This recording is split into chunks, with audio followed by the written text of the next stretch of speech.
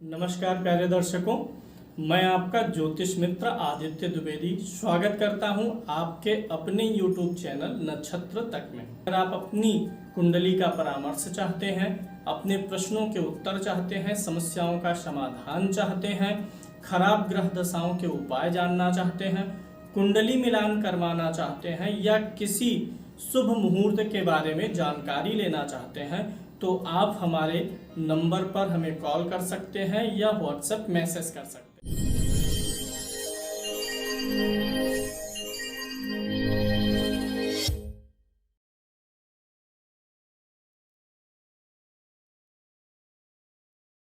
आज हम बात करेंगे कुंडली के दोषों के बारे में और उनकी शांति विधान के बारे में। चूँकि आप लोग कुंडली दिखाते हैं तो जो दोष निकल के सामने आते हैं उनके लिए कौन सा मंत्र जाप होता है, कितना मंत्र होता है, किस दोष में कौन कौन से ग्रहों की भूमिकाएं होती हैं, ये सब आपको जनरल नॉलेज में रहना चाहिए। आप स्वयं की कुंडली देख के समझ जाएंगे कि हाँ ये दोष है। साथ साथ में दोष भी बताऊंगा, आप अपनी कुंडली देखेंगे, दोषों के बारे में भी जानेंगे और उनका निदान, उनकी शांति की विधि भी जानेंगे आप। अब मैं यहाँ पर सबसे पहले नीच दोष की बात कर लेता हूँ। नीच दोष क्या होता है? जब कुंडली में कोई ग्रह नीच राशि में होता है तो नीच दोष होता है। अगर आपकी कुंडली में सूर्य महाराज 1 नंबर की गिनती पर हो तो उच्च के होते हैं और 7 नंबर की गिनती पर हो तो नीच के होते हैं। यानी अगर सूर्य कुंडली में 7 नंबर की गिनती पर है तो उसमें नीच का दोष है। यानी सूर्य जिन चीज़ों का कारक है, जिन भाव का स्वामी है, उसके फल में कमी आ जाती है। तो सूर्य अगर 7 नंबर पे है तो नीच दोष है। कौन सा मंत्र जपना है, कितना जपना है, ये मैं लास्ट में बताऊंगा। अभी सिर्फ मैं दोषों को कवर करूंगा, फिर एक साथ मंत्र और संख्या मैं आपको बताऊंगा। तो सूर्य 7 में नीच दोष में होता है। अगर कुंडली में कहीं भी चंद्रमा 8 नंबर की गिनती पर लिखा है तो नीच दोष चंद्रमा में है। मंगल कुंडली में कहीं भी 4 नंबर की गिनती पर है तो नीच दोष है। इसी प्रकार से बुध अगर कुंडली में कहीं भी किसी भी भाव में 12 नंबर की गिनती पर है तो बुध में नीच का दोष है। गुरु अगर कुंडली में कहीं भी 10 नंबर की गिनती पर है तो नीच दोष है। अब गुरु धन का कारक, ज्ञान का कारक, संतान का कारक, तो इन सब में कमी करा देगा। शुक्र जो है अगर आपकी कुंडली में 6 नंबर की गिनती पर कहीं लिखा है तो उसमें नीचत्व तो आ गया है। और शनि अगर कुंडली में 1 नंबर की गिनती पर लिखा हुआ है तो नीच राशि में है। इसी प्रकार से अगर हम राहु और केतु की बात कर लें तो राहु को नीच बृहस्पति की राशि में यानी 9 और 12 नंबर की गिनती पर नीच मानिए और केतु को बुध के घर में 3 और 6 नंबर की गिनती पे नीच मान के आप चलेंगे। इस राशियों में ये अशुभ प्रभाव देते हैं। तो अगर आपकी कुंडली में कोई भी ग्रह इन गिनतियों पर है तो उसे नीच समझिए और उसकी शांति करिए, उसकी शांति का विधान करना चाहिए। अब आगे बात कर लेते हैं अस्त दोष। अस्त दोष कब होगा? अगर कोई भी ग्रह सूर्य के साथ बैठा हो। जैसे सूर्य के साथ अमूमन बुध और शुक्र तो पड़ ही जाते हैं।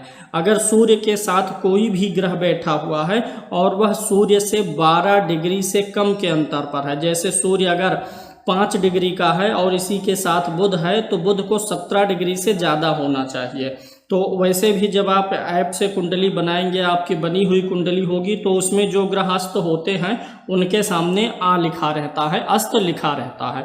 तो कोई भी ग्रह अगर अस्त है तो अस्त दोष में भी ग्रह अपने भावफल और कारकत्व में कमी लाता है। अस्त ग्रह को विकल की संज्ञा देते हैं। विकल मतलब परेशान रहने वाला, यानी इसकी दशा अंतर दशा आपको भी विकल बनाएगी, परेशान करेगी।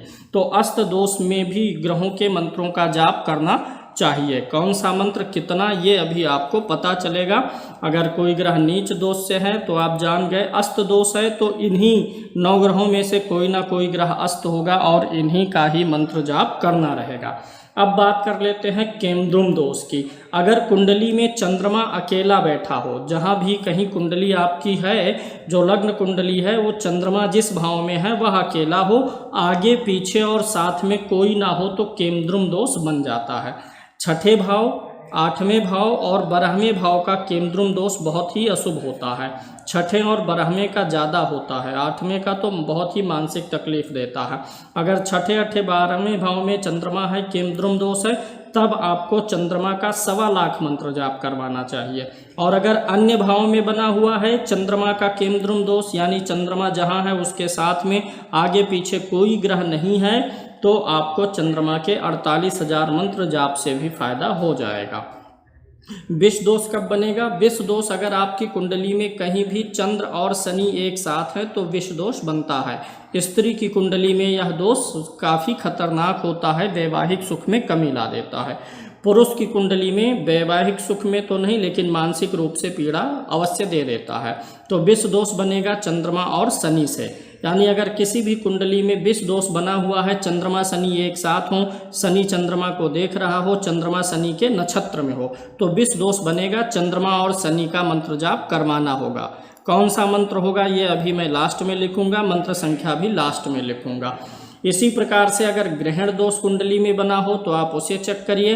अगर सूर्य के साथ में या चंद्र के साथ में कुंडली में राहु या केतु बैठा हुआ है, सूर्य के साथ राहु हो, चंद्रमा के साथ राहु हो, सूर्य के साथ केतु हो, चंद्रमा के साथ केतु हो, यानी सूर्य चंद्रमा का किसी भी प्रकार से राहु केतु के साथ युति हो जाए या सूर्य चंद्रमा राहु केतु के नक्षत्र में हो तो ग्रहण दोष बनता है।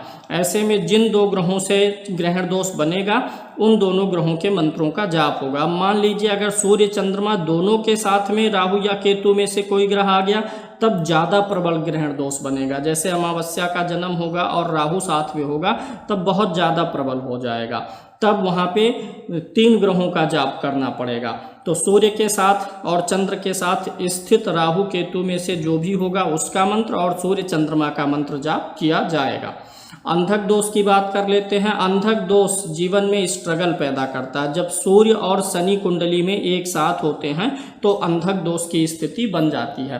अंधक जैसा कि नाम ही इसका है, अंधक यानी दिखाई ना देना, जीवन एक अंधा रेस बन जाता है। कभी कभी बिना कुछ सोचे विचारे लक्ष्य निर्धारित किए व्यक्ति भटकता रह जाता है। तो अंधक दोष में शनि और सूर्य की युति होती है। इसमें जो है सूर्य और शनि के मंत्रों का जाप किया जाएगा, आपको इससे विशेष लाभ होगा।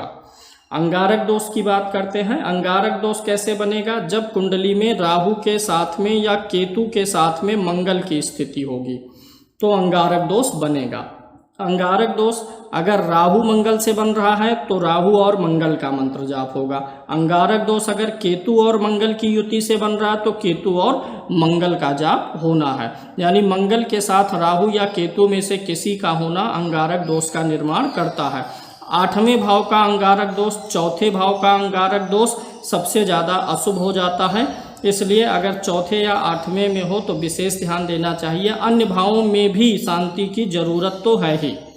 मांगलिक दोष की बात कर लेते हैं। अगर कुंडली में पहले भाव में यानी फर्स्ट हाउस में, चतुर्थ में, सप्तम में, अष्टम में और 12वें घर में मंगल की स्थिति है तो मांगलिक दोष बन जाता है। ऐसे में पहला सूत्र है कि विवाह मांगलिक से ही होना चाहिए। अगर कोई व्यक्ति मांगलिक है, स्त्री या पुरुष, तो उसका जो पार्टनर हो वो भी मांगलिक ही होना चाहिए। अगर विवाह हो चुका है और आपका पार्टनर मांगलिक नहीं है तो ऐसी स्थिति में आप मंगल के मंत्रों का जाप करवाइए। मांगलिक दोष की शांति करवाने से आपको लाभ मिल जाएगा। चांडाल दोष की बात कर लेते हैं। चांडाल दोष कब बनेगा? चांडाल दोष कुंडली में बनता है जब गुरु के साथ में राहु या केतु की प्लेसमेंट हो। राहु या केतु की प्लेसमेंट गुरु के साथ होने से चांडाल दोष बनता है। इसमें राहु और केतु अपना चांडालत्व जो है गुरु में डाल देते हैं, यानी गुरु आपका अशुभ हो जाता है। ऐसी स्थिति में अगर गुरु राहु है तो गुरु राहु का जाप होगा और अगर गुरु केतु है तो गुरु और केतु के मंत्रों का जाप होगा। ये जो दोष होते हैं ये हमारे पूर्व जन्मों के कर्मों के आधार पे होते हैं। अगर आप इन दोषों का समन कराते हैं तो जो आपका पुनर्जन्म अगला जन्म होता है तो आप इन दोषों के ऋण से मुक्त हो जाते हैं, तो आपके भावी जीवन में इन सारे अशुभ प्रभावों का असर खत्म हो जाता है। अब बात कर लेते हैं शापित दोष। यह भी बहुत ही अशुभ योग होता है। शापित दोष में आपको शनि और राहु की युति मिलेगी एक साथ। अगर कुंडली में कहीं भी शनि राहु एक साथ हैं तो शापित दोष बन जाता है। 8वें भाव का शापित दोष विशेष रूप से परेशानी देता है। कभी कभी शापित दोष है और अन्य ग्रह भी कमजोर हों, शुभ ग्रह जैसे गुरु और शुक्र तो लाइलाज बीमारियों का कारण भी बन जाते हैं। तो श्रापित दोष शनि राहु के कारण बनता है। इसमें आप शनि का जाप करवाएंगे और राहु के मंत्रों का जप करवाया जाता है। काल सर्प दोष जो बहुत ही प्रसिद्ध है, लोगों को इसके बारे में जानकारी रहती है। काल सर्प बनता है राहु और केतु से। जब राहु और केतु के बीच में सारे ग्रह आ जाते हैं तो वो सर्प का रूप ले लेता है। यानी इसमें भूमिका है राहु की, केतु की और सर्प की। तो इसमें राहु के मंत्रों का जाप होगा, केतु के मंत्रों का जाप होगा, सर्प गायत्री और सर्प सूक्ति का भी जप करके हवन किया जाएगा। आमतौर पे लोग बाहर जाते हैं पूजा कराने, नासिक वगैरह, उज्जैन वगैरह, तो वहाँ पे सिर्फ 2-2.5 घंटे का पूजन फूल अक्षत सिर्फ डालने से कुछ नहीं होने वाला है। एक चीज़ आप हमेशा समझ लीजिए, कुछ हो या ना हो, लेकिन अगर ग्रह का जप करके हवन होगा तो आपको फ़ायदा मिलता है। ये मूल चीज़ है, ये आपको 90% असर डालता है। जप और हवन और पूजन फूल अक्षत ये सब भी होना चाहिए, लेकिन अगर सिर्फ फूल अक्षत और धूप दीप आपने कर दिया, जप करके हवन नहीं हुआ है तो आपको लाभ नहीं मिलने वाला है। यानी ये जो ग्रहों के जप और हवन होते हैं शांति के लिए, ये प्राइमरी चीज़ है, ये फंडामेंटल चीज़ है, ये होना ही होना चाहिए। तो काल सर्प में राहु का, केतु का और सर्प का जप होगा। कितना होगा अभी आपको आगे बताया जाएगा। अमावस्या दोष कब होता है? जब सूर्य के साथ में चंद्रमा आ जाए, यानी चंद्रमा पूर्ण रूप से क्या हो जाता है? अस्त हो जाए। चंद्रमा पूर्ण रूप से अस्त हो तो अमावस्या दोष लगता है। यानी ऐसे व्यक्ति की मानसिक स्थिति कमज़ोर होती है, थोड़ा ज़्यादा जो है ऐसे व्यक्ति आवेग वाले या गुस्से वाले कार्यों में, जहाँ पर वाद विवाद हो, लड़ाई झगड़ा, वहाँ पे जाने से इनका बीपी वगैरह बढ़ जाता है। अक्सर बीपी के मरीज भी हो जाते हैं। तो अमावस्या दोष में आपको चंद्रमा, क्योंकि इसमें पीड़ित कौन होता है? चंद्रमा, तो अमावस्या दोष में चंद्रमा के मंत्रों का जप होगा। अगला दोष बनता है सकट दोष। सकट दोष कब बनता है? जब आपकी कुंडली में जहाँ पर गुरु बैठा हुआ है, गुरु से 6ठे भाव, 8वें भाव और 12वें भाव में चंद्रमा होता है तो सकट दोष बन जाता है। सकट दोष हर महीने बनता है और 3-3 योग बनते हैं, क्योंकि हर महीने चंद्रमा गुरु से 6, 8, 12 में जाएगा। तो जिसकी कुंडली में सकट दोष होता है तो जब गोचर में भी सकट दोष बनेगा तो ज़्यादा पीड़ित करेगा। तो सकट दोष में गुरु और चंद्रमा से यह दोष बनता है, तो इसमें आपको गुरु का और चंद्रमा का जप करवाना चाहिए, क्योंकि ये दोनों गुरु और चंद्रमा के कारण बन रहा है। सकट दोष में गुरु का जप होगा और चंद्र का जप होगा। जड़ दोष कब होता है? कभी कभी व्यक्ति किंग कर्तव्य विमूढ़ हो जाता है, मतलब ऐसे ऐसे काम कर जाता है जो नहीं करना चाहिए था, या सोच विचार नहीं पाता, या बुध और राहु एक साथ हो कुंडली में, तब यह जड़ दोष बनता है। जड़ दोष के लिए बुध की और राहु की शांति होनी चाहिए। तो ये सारे दोषों को मैंने बताया, किसका जप होना है ये भी बता दिया। अब मैं बता देता हूँ आपको कि कितना जप होना चाहिए। शास्त्रों में बताया गया है कि कलयुगे चतुर्गुणे, कलयुग में 4 गुना जप करना चाहिए। जैसे सूर्य का जप जो है ये 7000 मंत्र है। कितना है?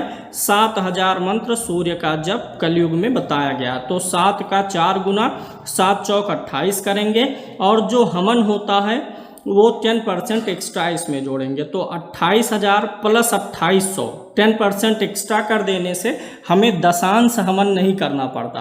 क्योंकि अगर मान लीजिए शनि के हम 1,02,000 मंत्र जाप कर रहे हैं और दशांश हवन करेंगे आप, तो इसी हवन में ही आपका 2 दिन निकल जाएगा और खर्चीला भी बहुत हो जाएगा। तो ऐसे में उस ग्रह का 4 गुना जप प्लस जो 4 गुणा हुआ है उसका 10% एक्स्ट्रा कर देंगे, तो आपको 108 आहुति, 1000 आहुति दे के भी पूर्ण रूप से वही परिणाम मिलने वाला है। तो सूर्य का आपको जप करना है, कुल मिला के 31,000 मंत्र सूर्य के जाप होंगे। चंद्रमा का टोटल 48,000 मंत्र जाप होगा। मंगल का 44,000 मंत्र जाप होगा। बुध का 41,000 मंत्र जाप होगा। गुरु का 84,000 मंत्र जाप होगा, शुक्र का 70,000 मंत्र जाप होगा, शनि का 1,02,000 मंत्र जाप होगा। और इसी प्रकार से राहु और केतु का, राहु का आप करेंगे 80,000 मंत्र और केतु का होगा 70,000 मंत्र जाप करके हवन किया जाएगा। अब बात करते हैं विशेष व्यवस्था काल सर्प के लिए। जब काल सर्प की शांति होगी तो राहु का 80,000, केतु का 70,000 तो होगा ही होगा, साथ में सर्प गायत्री या नाग गायत्री का 5100 मंत्र करवाइए और एक सर्प सूक्ति का पाठ होता है, तो सर्प सूक्ति का पाठ 101 पाठ करवाना चाहिए। तदोपरांत ये सब जप होने के बाद हवन हो जाए तो जो कुंडली के दोष बने हैं वो शांत हो जाते हैं। इसके अलावा तात्कालिक रिलीफ के लिए, ये तो परमानेंट इलाज हो गया जप करा के हवन कराना, लेकिन कोई दोष आपको तात्कालिक रूप से परेशान कर रहा है तो जो भी दोष बना है जिन ग्रहों के कारण, उनकी वस्तुओं का दान करना चाहिए। जैसे मान लीजिए कि अंगारक दोष से आप तुरंत छुट्टी चाहते हैं, परेशान हैं, तो जप तो आप करवाइए ही करवाइए। जप का रिजल्ट आपको 3 से 6 महीने में मिलेगा। और अगर तात्कालिक लाभ लेना चाहते हैं साथ ही साथ, तो जप के साथ साथ आप उस ग्रह के वस्तुओं का भी दान करिए। सूर्य के लिए गुड़ का दान, लाल वस्त्र का दान, तांबे के बर्तन का दान, चंद्रमा के लिए चावल, सफ़ेद वस्तुएं, घी का दान, चांदी का दान, दूध दही का दान। मंगल के लिए वही है जो सूर्य के लिए है, गुड़, लाल वस्त्र, तांबा, लाल मिर्चाल। बुध के लिए हरी सब्जी का दान, गुरु के लिए पीली दाल, पीले वस्त्र का दान, केले का दान आदि कर सकते हैं, स्वर्ण दान कर सकते हैं।